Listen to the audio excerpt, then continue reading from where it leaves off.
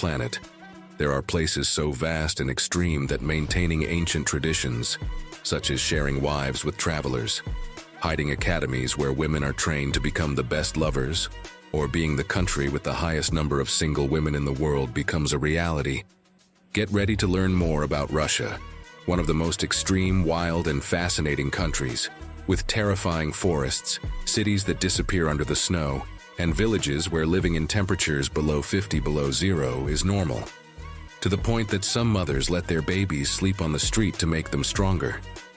A nation with realities as extreme as having the coldest villages, the longest railway line, the most dangerous prisons on Earth, or the highest number of single women on the planet. You'll find it hard to believe that such incredible things happen in this country, such as the fashion of using ambulances as taxis to avoid traffic, steam baths where people bathe without clothes and whip themselves with branches, or seduction schools where beautiful women learn foolproof techniques to seduce any man. Don't miss this new uncensored video to discover Russia as you've never imagined it before. Let's get started.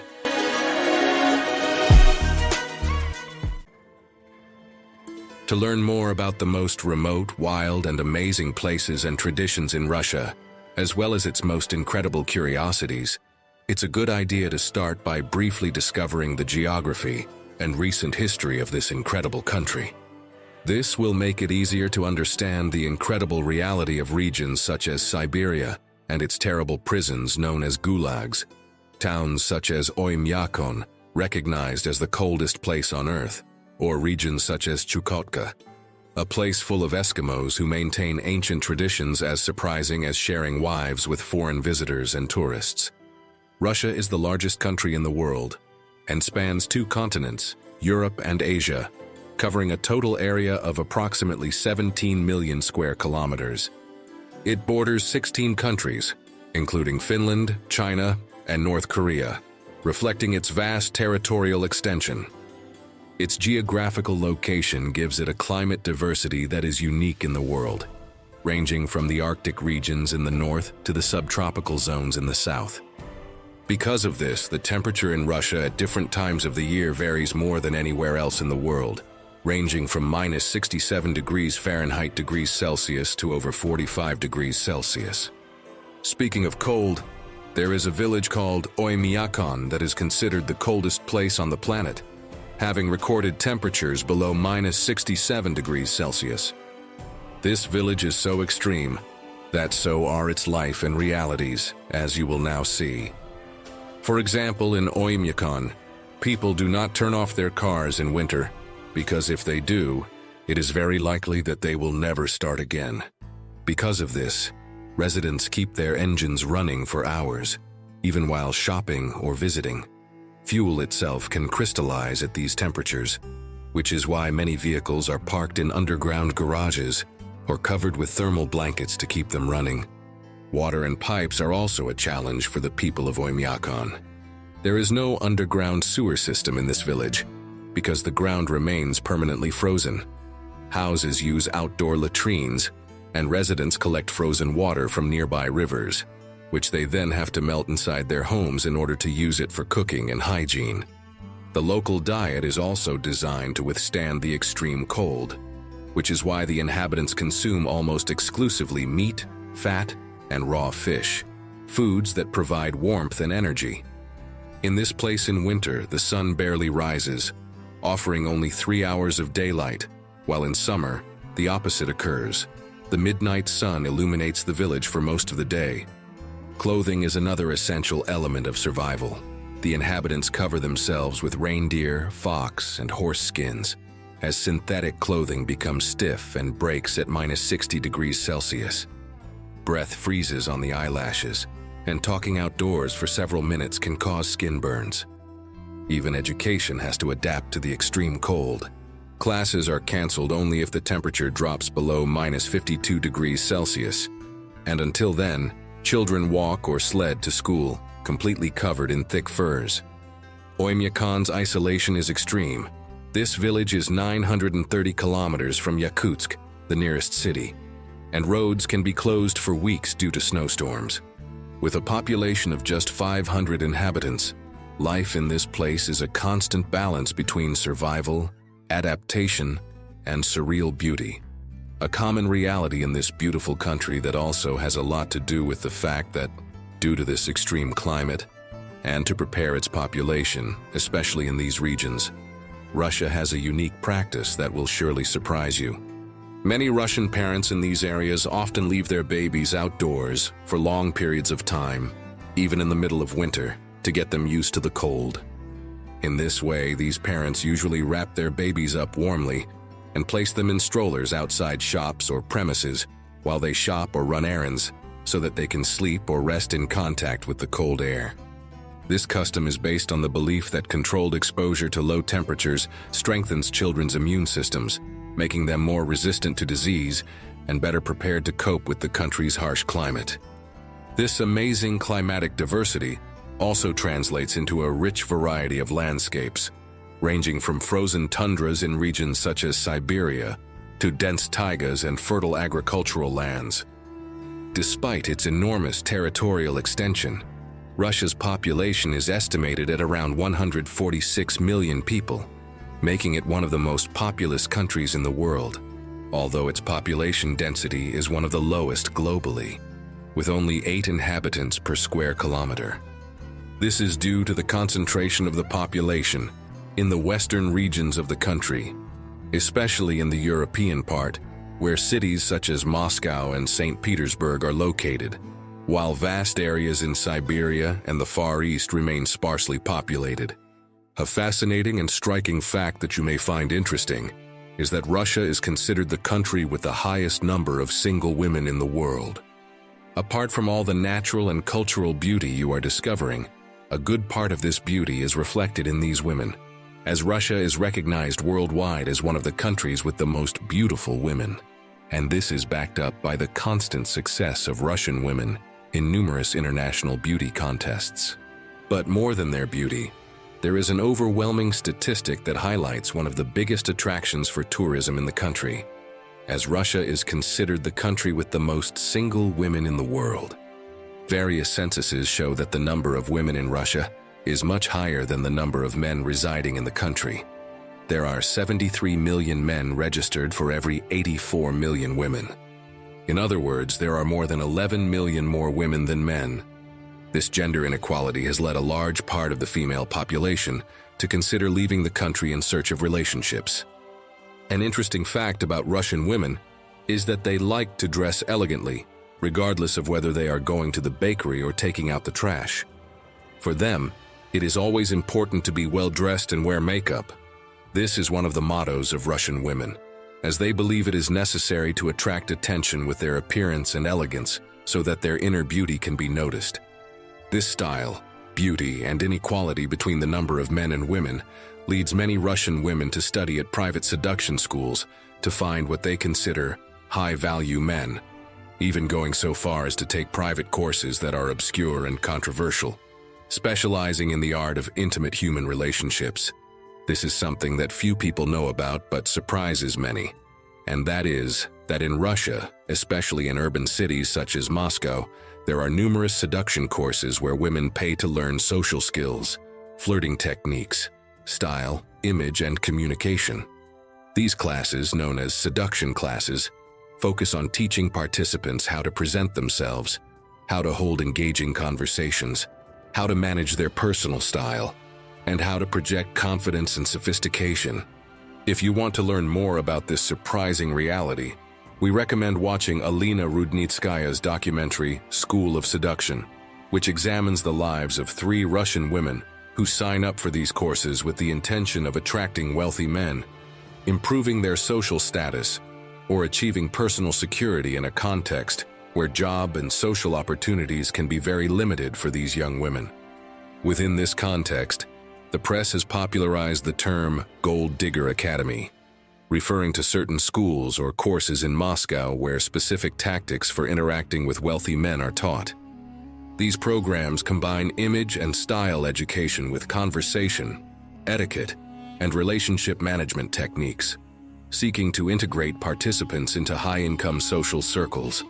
Many of these academies even have luxurious beauty salons that reinforce this experience of personal transformation and preparation for the elite world. The courses include advice on clothing, makeup, body language, emotional control, and strategies for making a lasting impression, with practical activities in different contexts, preparing women to interact at exclusive parties or professional events. The goal is to help them increase their success, confidence, security, and ability to connect with high-status individuals, although they often generate controversy due to the external perception that they teach calculated tactics for personal gain. But probably the most striking, controversial, and for many obscure schools are those dedicated to becoming expert lovers or specializing in the art of intimate relationships, schools that often go hand in hand with the latter that you have come to know, in order to improve in that area as well.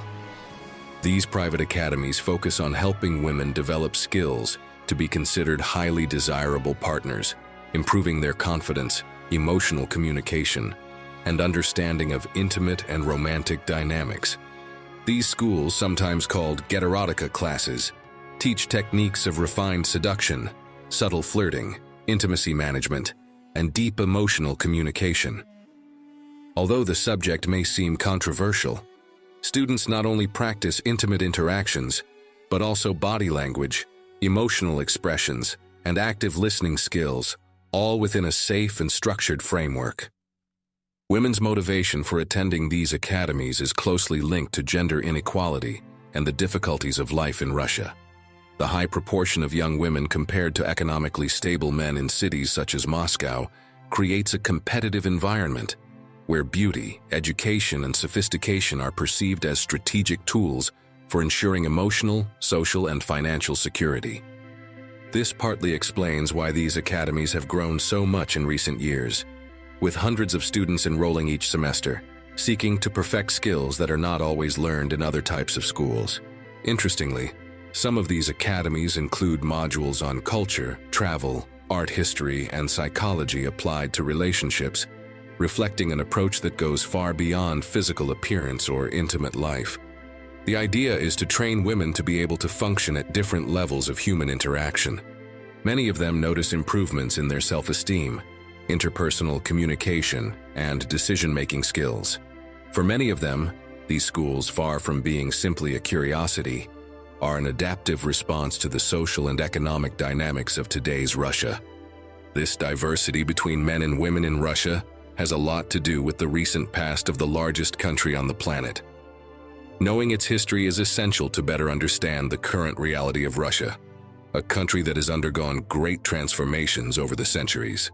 Russia, with its vast territory and rich history, has long been one of the most influential powers on the planet. In the era of the Tsars, before the Revolution of 1917, Russia was one of the largest and most powerful empires in the world, stretching from Eastern Europe to the Pacific. However, the major conflicts of the last century had a devastating impact on the Russian population. The Soviet Union suffered enormous human losses, and millions of men died at the front. These losses not only left a deep mark on society, but also contributed to a demographic imbalance that persists to this day, as you have seen, resulting in a much higher number of women than men in the country.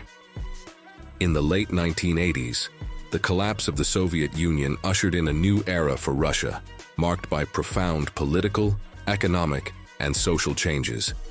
Today, Russia remains a nation with an enormous historical legacy, where the past influences many aspects of modern life. In the global context, Russia plays a crucial role not only because of its size and natural resources, but also because of its geopolitical influence. In addition, its rich history and culture, influenced by multiple ethnic groups and traditions, make it one of the most fascinating countries on Earth. Among all its wonders and famous places is the Kremlin. Although many believe that the word Kremlin is used as a synonym for the Russian parliament, this is not the case. Kremlin historically refers to a fortified city, and in fact, there are about 20 Kremlins in Russia. Although the most famous would be the vast fortified complex in the heart of Moscow, one of Russia's most iconic symbols. Originally built as a medieval fortress in the 12th century, the Kremlin has been the center of political and religious power in Russia for centuries. Inside the Kremlin is the Great Kremlin Bell, which, weighing approximately 200 tons, is the largest bell in the world. However, despite its imposing size, it has never been rung due to a crack that prevents it from being used. Within its walls are palaces, cathedrals, and government offices, including the official residence of the President of Russia. The Kremlin is not only a political center, but also a cultural and historical site, with museums housing priceless treasures such as the crowns of the czars and Russian works of art. Its imposing architecture and history make it a place of power and one of Russia's most important tourist destinations. Opposite the Kremlin lies Red Square, another iconic site in Moscow, the Russian capital. This square has witnessed some of the most crucial events in Russian history, from military parades in the Soviet era to contemporary political demonstrations. It is a place where history, politics, and culture converge, offering a profound insight into Russian identity. Thinking about the identity of Russians, now is the best time to learn about the banya, one of the most enjoyable and healthy customs for the majority of the population of this country. Baths that are as relaxing as they are controversial, which we are now going to learn about in more detail. Banyas are traditional steam baths where people bathe naked or with a small towel, alternating between intense heat and extreme cold, whether it be ice water, snow, or a nearby lake. It is common in some banyas for men and women to bathe together, although in most modern facilities they are usually separated by gender. Be that as it may, bathing without clothes has no intimate connotations, as it is something that is fully integrated into their society and culture. This custom of alternating heat and cold has therapeutic purposes. It helps to improve circulation, strengthen the immune system, and relax the muscles, as well as being a time for socializing and conviviality. One of the best-known practices of the banya, which surprises many, is the use of birch or oak branches, called venik, with which participants gently whip their skin, sometimes whipping each other, even between couples or families, something that really catches the attention of any foreign traveler or tourist. Far from being painful, this ritual stimulates circulation, clears the pores, and provides a feeling of deep well-being. To foreigners, this practice may seem surprising or even controversial, but for Russians, it is a centuries-old tradition that combines physical and emotional health in a safe and controlled space. Banyas began to become popular in Russia around the 11th century and were considered essential spaces for hygiene as well as for social and ritual life. In the following centuries, they became places where meetings, talks, and in some cases community celebrations were held, which could be compared to the bacchanals of other ancient cultures, although always with a focus on cleanliness, relaxation, and community. Some ancient accounts mention that these gatherings included music, dancing, and light meals, creating an atmosphere of shared pleasure. Throughout history, banyas have also been spaces for practices, sometimes unusual, such as mud baths, medicinal herbs, or even meditation sessions and purification rituals. For Russians, the experience of sharing these banyas with others, whether friends, family, or co-workers, reflects a very particular aspect of Russian culture: the mixture of health, tradition, and sociability. With all this in mind, we would like to ask you, would you like to get to know Russia and its women? What do you think of intimate schools for women? Would you like them to exist in your country? With whom and how would you like to share a banya? Pause the video and leave us your comment. Doing so is the best way you can support Uncensored World and help us continue working to bring you the best content. So thank you. One of the places where you can find the most banyas and where it is easiest to access one is Moscow, the capital of Russia, the largest and most populous city in the country, with a population of over 12 million. A little-known fact about the Russian capital is that it is the second city in the world with the highest number of millionaires per capita, after New York. This is much less surprising than the fact that these super rich people are associated with a level of extravagance that is unique in the world. Due to the terrible traffic in this large city, for a time it became fashionable among these millionaires to hire ambulances so they could get around the city quickly. You may find this hard to believe, but as you can see, Russia is one of the most amazing places on the planet. Moscow also stands out for its Stalinist architecture, with its 7 sisters, imposing skyscrapers that dominate the city skyline, and its metro system, considered one of the most beautiful in the world. Among its skyscrapers, Moscow has the tallest skyscraper in all of Eurasia. This enormous building is called the Federation Tower and is 374 meters high. The Federation Tower is part of the Moscow International Business Center, also known as Moscow City, an area of modern skyscrapers that symbolizes the economic growth and ambition of the Russian capital. The Moscow Metro is recognized as one of the most famous and beautiful in the world. It was built during the Soviet era as a people's palace, with stations adorned with sculptures, marble, and luxurious decorations, so much so that 44 of them are considered World Heritage Sites by UNESCO.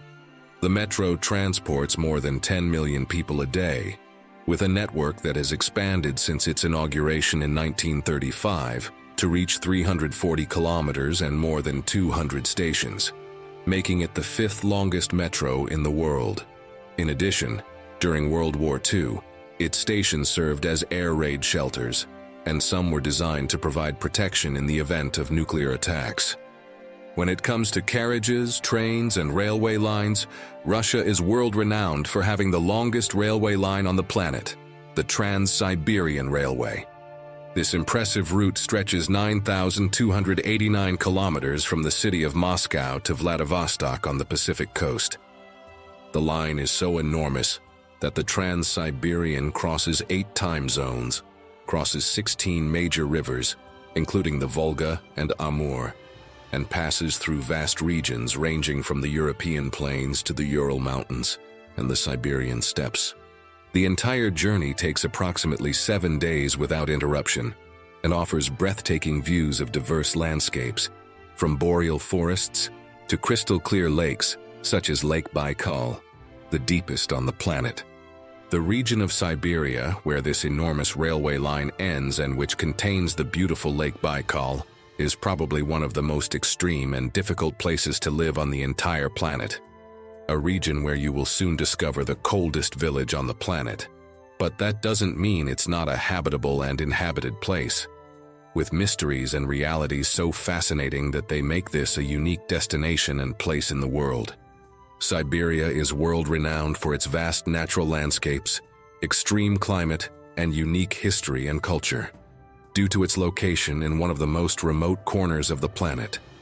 It has an area of no less than 13.1 million square kilometers, which is equivalent to the combined size of Mexico and Brazil. Despite this, its population is only 40 million, 70% of whom live in urban areas. Siberia is so huge that it occupies approximately 76% of Russia's total area. But despite its size, its climate and living conditions are so extreme that it has one of the lowest population densities in the world, only 3 inhabitants per square kilometer. The reality of Siberia is so extreme and extraordinary that there are cities in this country that literally disappear under the snow, such as Yakutsk, Norilsk, and Verkhoyansk. During the coldest months, these cities can be buried under snow accumulations exceeding several meters, transforming the lives of their inhabitants into a constant challenge and leaving landscapes that seem like something from another planet. This phenomenon occurs mainly between November and March, when temperatures can drop to 50 or 60 degrees Celsius below zero. These temperatures are usually combined with heavy snowfall and winds that generate relentless blizzards. Because of all this, snow not only covers streets and buildings, but can also accumulate on roofs, so residents must be prepared to keep their homes and roads passable. To adapt to this reality, residents build stairs, walkways, and makeshift bridges over the snow, connecting their homes, shops, and offices. It is common to see people walking on temporary wooden or metal structures, elevated above the compacted snow, while the main streets appear deserted and covered in pure white. As a result, municipal services are organized to clear strategic roads on a daily basis and ensure access to hospitals, schools, and supermarkets. Interestingly, this situation has also given rise to unique traditions and curiosities. For example, in Yakutsk, children and young people often play games on snow-covered roofs, while adults develop techniques for getting around on sleds, skis, or snowshoes, turning daily survival into a kind of extreme sport. Some residents even build small snow tunnels to protect themselves from the wind or to store supplies during the most intense storms.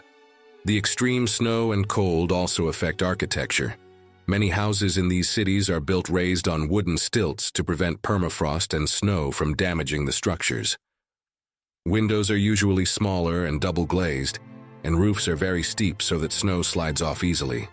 As you can see, life in this region of the planet involves adapting to snow and extreme cold, reflecting the resilience and creativity of the inhabitants of Siberia, who have learned to live with a winter that can last up to 8 months and completely transform their environment. This is surely why it was in Siberia that the decision was made many years ago to create a huge prison far from the rest of the world. You may wonder, how is it possible that in such a remote and unforgiving region, a habitable place like one of these prisons was created? The answer goes back centuries, when the Russian regime decided to create the most hostile and remote prison there, a prison called the Gulag. Going into detail about the Gulag, the deadliest and most remote prison, it is important to understand that the word Gulag is a Russian acronym that means Main Directorate of Correctional Labor Camps. It was during the Soviet regime that Siberia became synonymous with suffering and oppression. With the aim of punishing political dissidents and those considered a threat to the regime, the Gulag was established in remote Siberia. Thousands of people were sent to these forced labor camps, where they faced inhumane conditions and exhausting work in a relentless environment. The creation of the Gulag was not only motivated by political reasons, but also by the need to exploit Siberia's vast natural resources. Gulag prisoners were used to build roads, railways, and other infrastructure under extremely harsh conditions. But beyond its official purpose, the Gulag became a place of terror and despair, where life had little value and death was a constant companion. Over the years, the Gulag has generated numerous mysteries and legends, and in recent times, it has also been known for the death of one of its most famous prisoners, a Russian opposition figure, lawyer, and politician named Alexei Anatolievich Navalny. Apart from Navalny's recent death, it is said that the Siberian forests are full of mass graves, where the remains of thousands of forgotten prisoners lie. There are also stories of ghosts wandering the abandoned fields, seeking justice for the unjustly condemned. These stories fuel the aura of mystery surrounding the Gulag, reminding us of the depths of human cruelty and the resilience of the human spirit. Siberia's extreme climate is one of the most notable and challenging features of this region. With long winters and short but intense summers, Siberia experiences extreme temperature swings throughout the year. Here are some key facts about Siberia's climate and how it affects life in the region. The climate is so extreme that entire towns are buried under snow, as you have seen, and places such as Oymyakon, known as the coldest place in the world, are also known as the Pole of Cold. As you have seen, in the midst of this frozen landscape, the inhabitants of this village have forged a life adapted to extreme conditions, where the warmth of the community and traditional survival techniques are essential for coping with the rigors of the Siberian winter. For the inhabitants of Siberia, life in such an extreme climate requires continuous adaptation and exceptional resilience. Thinking about this resilience and these abilities, it is good to know another of the curiosities that make Siberia unique. Apart from the Gulag and its conditions, Siberia is not a country in itself, but a vast region that spans much of northern Asia, mainly within Russia. Siberia is so enormous that it occupies 77% of Russia's total area, or more than 13 million square kilometers. To visualize its magnitude, Siberia could fit several South American countries, such as Brazil, Argentina, and Peru together, and there would still be room to spare. However, despite being the largest, Siberia has a very low population density, with only 3 inhabitants per square kilometer. Few dare to live there. Strangely enough, Siberia is also the place where the person considered to be the most reclusive on the planet has lived for many years. This title has been earned by a Siberian woman named Agafia Likova, who was chosen as the most reclusive person in the world, after living for almost 84 years in the mountains of Siberia, isolated by more than 100 kilometers from her neighbors. The woman has no electricity or transportation and survives by eating the potatoes and vegetables she grows. She also has a fishing net and a goat that she milks daily. Likova and her family fled to this region in 1936. From then on, they had 4 children and lived isolated from the rest of the world. The isolation was so complete that the woman went through World War II without knowing what had happened. In 1978, she had her first encounter with people outside the family, a group of Soviet geologists who told her that Stalin had died. In 1981, Agafia's 3 brothers died, and in 1998, her father also passed away. From that moment on, the woman lived in the company of Arafay Serov, a geologist who moved a few meters from her house. Arafay died in 2015, and she continues to live in her mountain cabin in total isolation from the world. It seems surprising and, to us, mind-boggling that a person can live so far away from the rest of the world, especially in a place where snow and ice seem to be a constant, which can make life very difficult. Returning to the natural beauty of this region, it is time to discover Lake Baikal, known as the Pearl of Siberia, surely the most precious jewel of this remote region. This lake is the oldest and deepest in the world, home to unique biodiversity and breathtaking landscapes. In winter, Baikal becomes a magical landscape, with its frozen waters creating crystalline ice formations that are a delight to the eyes. This lake is the largest freshwater reserve in the world, home to 1/5 of the freshwater reserves on the entire planet Earth. This lake is also the deepest freshwater reservoir in the world, reaching a depth of more than 1,640 meters, which is equivalent to 2 Burj Khalifa skyscrapers, the tallest building in the world at more than 820 meters, stacked on top of each other. In addition to Lake Baikal, Siberia has one of the most fascinating forests on the planet, which many consider to be an endless forest, within which you can discover what is probably one of the most terrifying forests on Earth. The Siberian taiga is the largest forest in the world, stretching across vast expanses of Siberia with its endless coniferous trees. This unique ecosystem, also known as the boreal forest, covers almost 60% of the country, spanning more than 10 million square kilometers. It is home to an incredible variety of wildlife, including bears, lynxes, moose, and more. The changing colors of the taiga throughout the seasons, from the lush green of summer to the bright white of winter, create an unparalleled visual spectacle. Within the vast taiga, there is a forest that strikes deep terror in anyone who visits it, and it is not because of the extreme climate or the fierce predators that can be found here.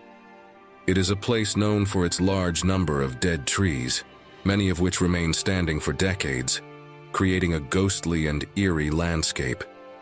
The twisted branches and trunks blackened by time or ancient fires form almost human or animal shapes, creating the feeling that the forest is alive and watching those who visit it. There are several reasons for this disturbing appearance, including permafrost, vegetation-free soils, and ancient fires that cause trees to die but not fall, leaving them suspended above the ground. Wind, snow, and rain shape the branches and trunks into strange angles, sometimes creating arches, natural towers, or figures that look like macabre sculptures. This effect is amplified by the density of the forest, the dim light that penetrates between the trees, and the constant humidity that covers everything with moss and lichen. Interestingly, the forest also has a unique ecosystem. Rare fungi, lichens, and shrubs that only grow in extreme conditions thrive among the dead trees. Some researchers call it a natural laboratory of death and life, because although it looks desolate, It is home to species that are exclusively adapted to this unusual environment. In addition, the Forest of Terror has inspired local legends and superstitions.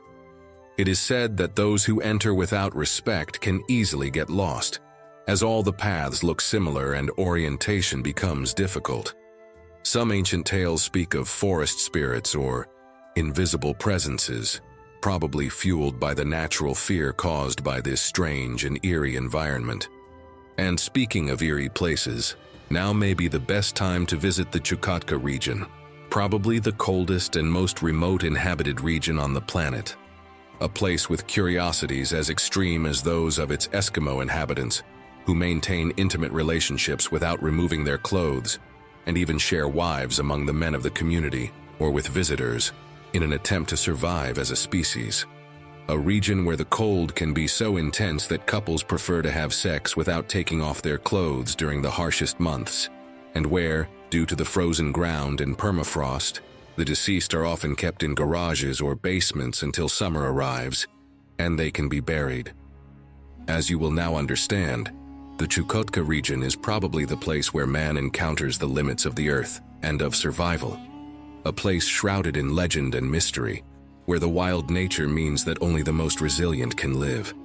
To reach the remote lands of Chukotka from Moscow, you have to travel more than 6,000 kilometers to the northeast, crossing vast landscapes until you reach this region, probably one of the most inhospitable and mysterious in Russia and the world.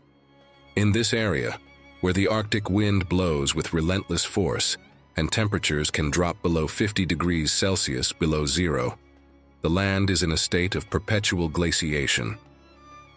This continuous freezing makes burying corpses in this region an extremely difficult task. To understand this better, it is important to understand that Chukotka is dominated by permafrost, a layer of soil that remains permanently frozen, sometimes to depths of several meters.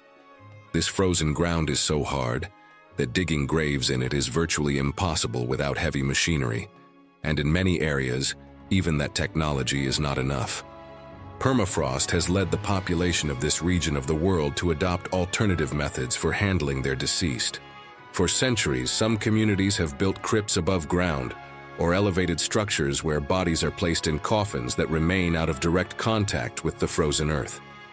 These crypts are designed to withstand extreme weather, protecting the remains while honoring the deceased. Other inhabitants of this region have resorted to practices such as temporarily storing bodies in places such as garages, basements, or special facilities during the winter until the ground softens enough in the summer to allow for burial, using cemeteries located in areas where the permafrost is shallower or non-existent to facilitate burial. Chukotka, although one of the least known and inhabited regions in the world, has an area of more than 700,000 square kilometers, making it larger than countries such as Spain or France, but is home to a population of just 50,000 people. The inhabitants of Chukotka, mainly Eskimos, not only share cultural ties with other Eskimo groups such as the Inuit of regions such as Alaska or Greenland, but also many unique customs such as offering their women to visitors, which you will soon learn about. The entire population of Chukotka is a mosaic of ethnic groups, mostly indigenous, who have learned to survive and thrive in one of the most extreme environments on the planet. The largest ethnic group is the Chukchi, with about 15,000 members. Despite their isolation, the freezing cold, and the limited presence of modernity, the inhabitants of Chukotka are known for their unique hospitality, offering a unique welcome in this inhospitable place on Earth. One of the most striking characteristics of ethnic groups such as the Chukchi is their hospitality and openness towards visitors.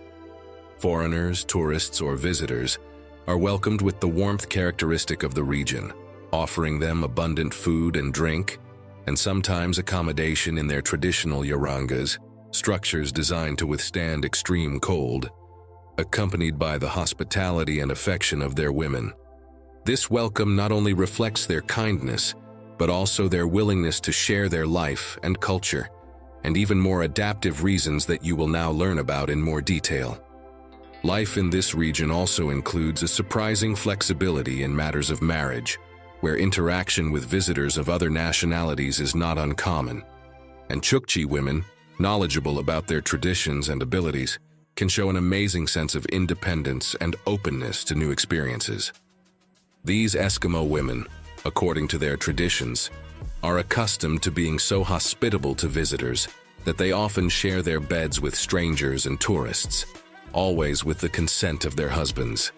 This practice, which is more hospitable than intimate in nature, is deeply rooted in the customs of the Eskimo peoples of Chukotka and has endured for centuries. It may seem strange to many, but for Eskimo societies, this symbol of hospitality makes much more sense than we think. For years, anthropologists and scholars have researched these traditions in depth, traditions that are also found in Inuit communities in regions such as Alaska, Greenland, and Canada, concluding that, due to the remoteness and harsh conditions of these areas, this practice was intended to strengthen the community and perpetuate these societies. These practices facilitated the possibility of pregnancy among Eskimo women, which not only contributed to repopulating sparsely inhabited areas, but also ensured the continuity of society by providing more hands for essential activities such as hunting and other collective tasks, fundamental to the survival of these tribal communities. That is why even today, in the 21st century, Eskimo societies in this region of the planet continue to engage in practices that are strange and crazy to most people, such as this one.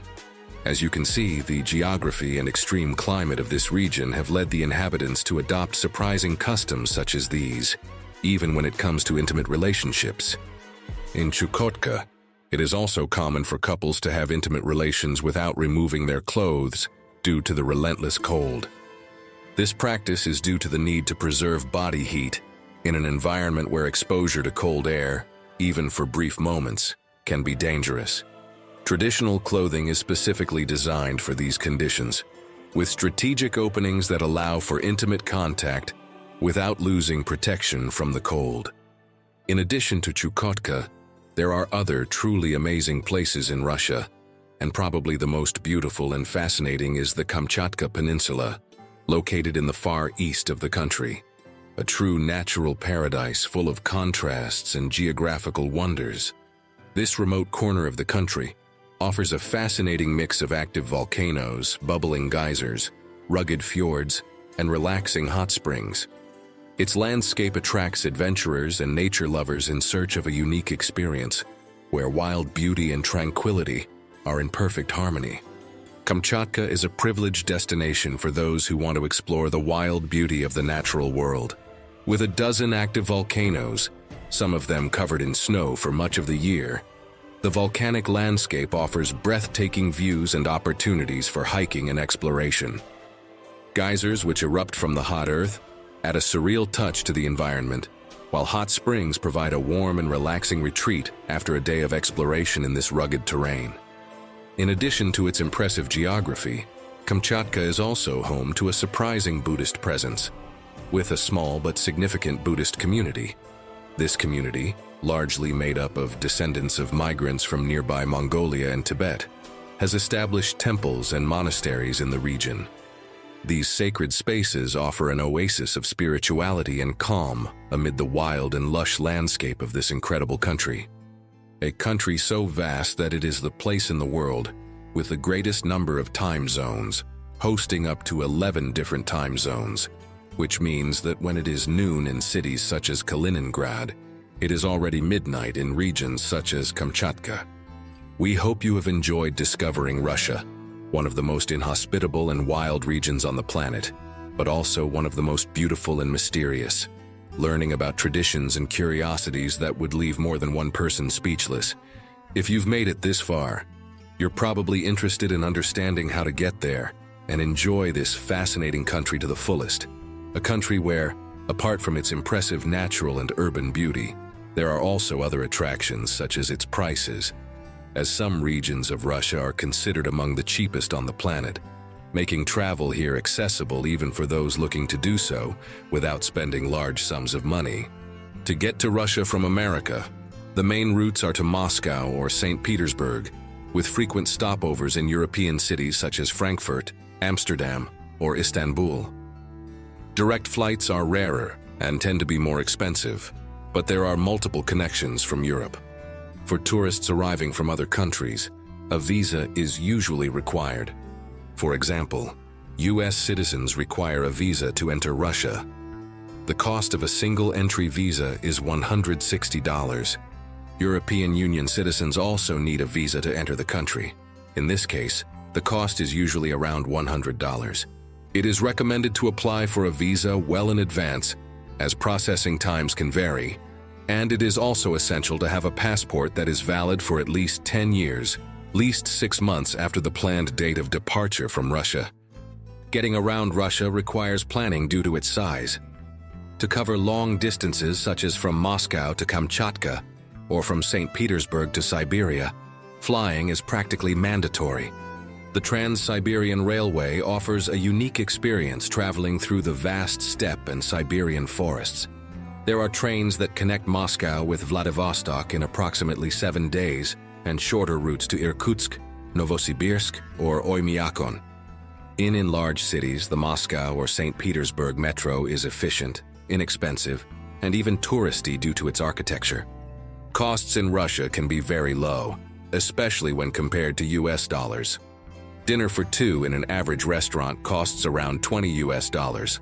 A mid-range hotel for 2 people can be around $50 US, and an hour in a traditional banya costs approximately $5 US.